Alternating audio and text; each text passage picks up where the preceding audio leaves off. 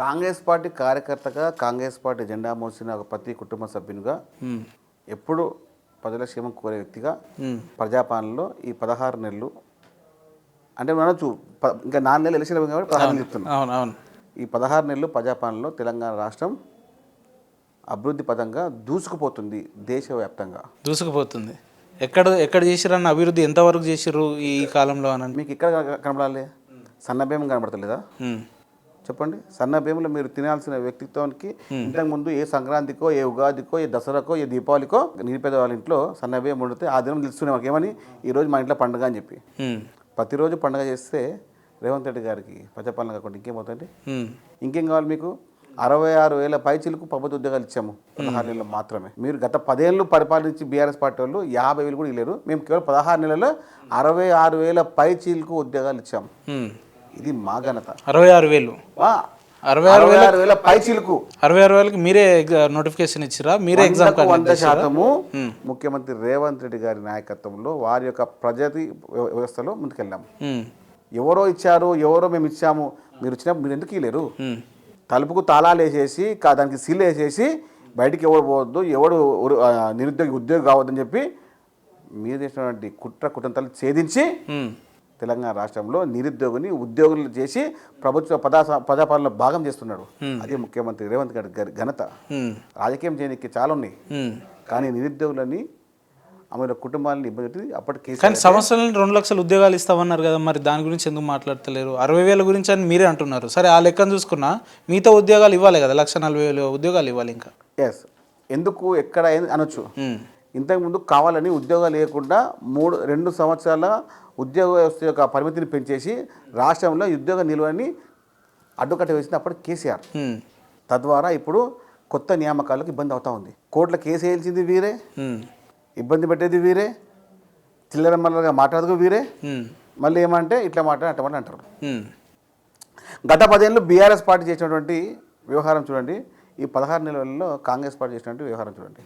ఎక్కడ కూడా ప్రజాపక్షం 6 గ్యారెంటీలు అనే అంశం మీకు గుర్తుందా? మర్చిపోయారా? అంటే 6 గ్యారెంటీలు పనిలో పడే 6 గ్యారెంటీలు మా వారంటీ అని చెప్పాము. ప్రతి దానికి మీరు అనుకోవచ్చు ఏంది ఇట్లా అంటున్నారని చెప్పి. ప్రతి ఇంటికి, ప్రతి గడపకు, ప్రతి అర్హత గల వ్యక్తికి 6 గ్యారెంటీలు చేరేసే విధంగా మేము ముందుకు వెళ్తూనే ఉన్నాము. ఏ కోశాన కూడా పక్కన పెట్టి కూర్చోబెట్టి రాజకీయం మేము మాట్లాడము. ఇదే విషయాన్ని మీరు ఎప్పుడు అడిగిరా? నిరుద్యోగ భృతి 2018 సంవత్సరంలో 5 సంవత్సరాలు 20 బీఆర్ఎస్ పార్టీ అడిగిరా ఎవరన్నా?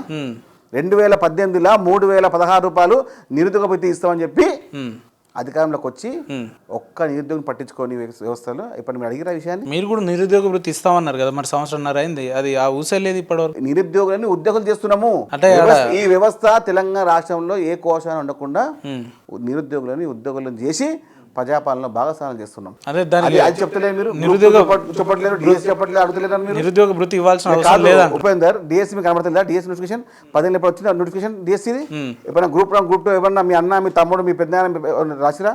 ఇప్పుడు రాసిరా? ఇప్పుడు ఎక్కడైనా ఎవరైనా అడుక్కున్నారా? దానికి కూడా రాజకీయ కుట్రతంత్రాలు చేసి ఉద్యమాలు చేసి మేమే ఆపుతాం గ్రూప్ 2 అని చెప్పి ఎవరినో దగ్గర కమిషన్లు తీసుకొని ధర్నాలు చేసిన దుర్మార్గులు వాళ్ళు.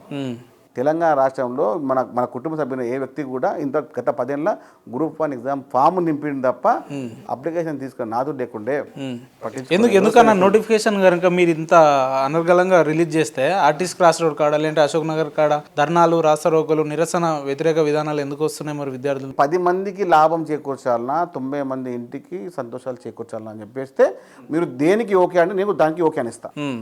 90 మంది కుటుంబాల ఇంట్లో సంతోషాలు రావాలని మీరు కోరుకుంటే నేను మీ పక్షమే ఉంటా. కాదు 10 మందికే రావాలని మీరు కోరుకుంటే నేను మీ పక్షం ఉండలేను. అది ఎవరైనా పర్లేదు. 10 మందికే లాభం కావాలి, అది మేము సంబంధించిన ఇన్స్టిట్యూట్ వాళ్ళకే లాభం కావాలని చెప్పి కొంతమంది కమిషన్లు తీసుకొని ధర్నాలు చేసినప్పుడు బీఆర్ఎస్ నాయకులకు చెంప చెట్టులాగా చెంప చెల్లు కొడితే 36 పనులు బయటకు వచ్చేలాగా. అంటే మీ ఆధ్వర్యంలో కాంగ్రెస్ పార్టీ రాహుల్ గాంధీ గారు ఆర్టీసీ క్రాస్ రోడ్ దగ్గర పోయినప్పుడేమో అది నిజమైన నికార్సైన ఉద్యమం, ఏది ఇప్పుడు బీఆర్ఎస్ సపోర్ట్తో చేస్తేనేమో పేడు ఉద్యమాలు అంటున్నారు మీరు. అంతే ఇప్పుడు జర్నలిజంలో నేను కూడా చేశాను ఉపేందర్.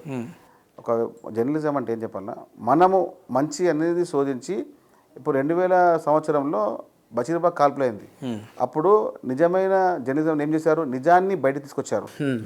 నిజాన్ని బయట తీసుకొచ్చి నిజమైన వార్తలని అప్పటి ఉమ్మడి ఆంధ్రప్రదేశ్లో ప్రతి ఒక్కరికి తెలిసే విధంగా బుల్లెట్లకు ఎదురెళ్ళి జర్నలిజం బుల్లెట్లకు ఎదురుకి నిజాన్ని చూపించి అప్పుడు ప్రభుత్వానికి మార్పు తీసుకొచ్చే వ్యవస్థ చేసినారు.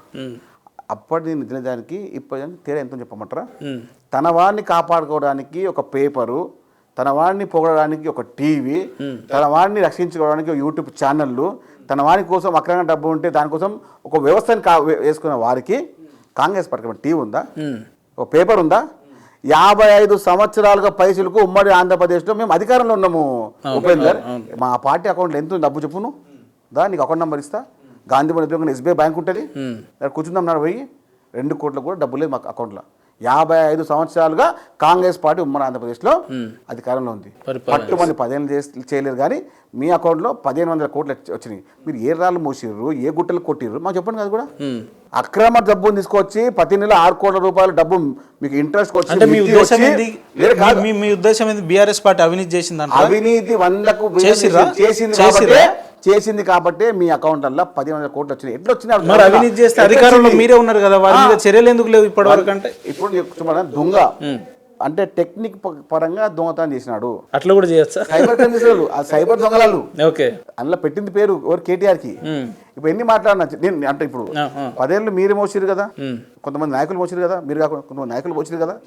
1500 కోట్లు ఏ విధంగా వచ్చిందో చెప్పొచ్చు కదా మీరే. మీ అకౌంట్లలో 1500 కోట్లు ఎట్లా వచ్చినాయి? ఏ కాంట్రాక్ట్ ఇచ్చినాడు?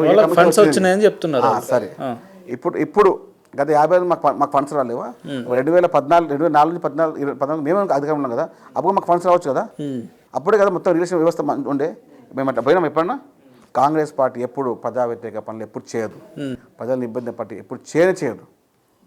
ప్రజలను ఇబ్బంది పెట్టి కమిషన్లు తీసుకొని కమిషన్ల కోసమే కాంట్రాక్ట్లు ఏర్పాటు చేసి తన వాళ్ళకే, తన కుటుంబాలకే, తన వంశపరులకు కాంట్రాక్ట్ ఇచ్చేసి దోచుకొని దాచుకొని పెట్టుకొని ఇప్పుడు అహంకారంగా మాట్లాడుతున్నారా? డబ్బు మదంతో మాట్లాడుతున్నారా? మదమెక్కి మాట్లాడుతున్నారు. అంటే అధికారంకి వచ్చిన తర్వాత సాయి కుమార్ గారు తన వాక్చాతుర్యాన్ని పెంచిందని అందరికి తెలిసిందే. కాకపోతే మీరు ప్రజల మాట్లాడతారు. మెట్టు సాయి కుమార్ అనే వ్యక్తి నిజాన్ని మాట్లాడతాడు. తట్టుకునే శక్తి ఎవరికైనా ఉంటే ముందు కూర్చొని మాట్లాడచ్చు. 15 సంవత్సరాలు రాజకీయం చేస్తున్నారు. మీరు నిజాన్ని మాట్లాడే వాళ్ళు, మరి జరిగిన అభివృద్ధి ఏంది, జరగంది ఏంది అనేది కూడా మాట్లాడితే ఇప్పుడు మీకు కావాల్సిన 100కు పైగా ఛానళ్ళు పెట్టుకొని కాంగ్రెస్ పార్టీ మీద దుమ్ము వేసే వారి మీద మీరు ఏ ముచ్చట మాట్లాడరు. ప్రతిపక్షంలో ఉన్న పార్టీనే 100కు పైగా ఛానళ్ళు పెట్టుకుంటే అధికారంలో ఉన్న మీరేనే పెట్టుకుంటారు. దేశవ్యాప్తంగా ఎక్కడ కులగం జరగలేదు, కానీ తెలంగాణ జరిగింది. అది మెచ్చుకోరు మీరు. దేశవ్యాప్తంగా ఎక్కడ ఎస్సీ వర్గం జరగలేదు, అది మెచ్చుకోరు మీరు. అది ఎవరు కనపడదా? అంటే బీసీల నాయకత్వం పెరుగుద్దా?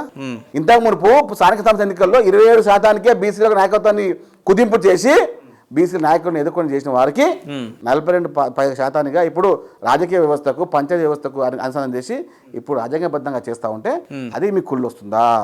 అంటే బీసీ నాయకత్వాన్ని ఎక్కడ తెలంగాణ రాష్ట్రంలో ఏ గ్రామాల్లో ఉండకుండా చేయాలని మీ ఉద్దేశం కదా బీఆర్ఎస్ నాయకులారా?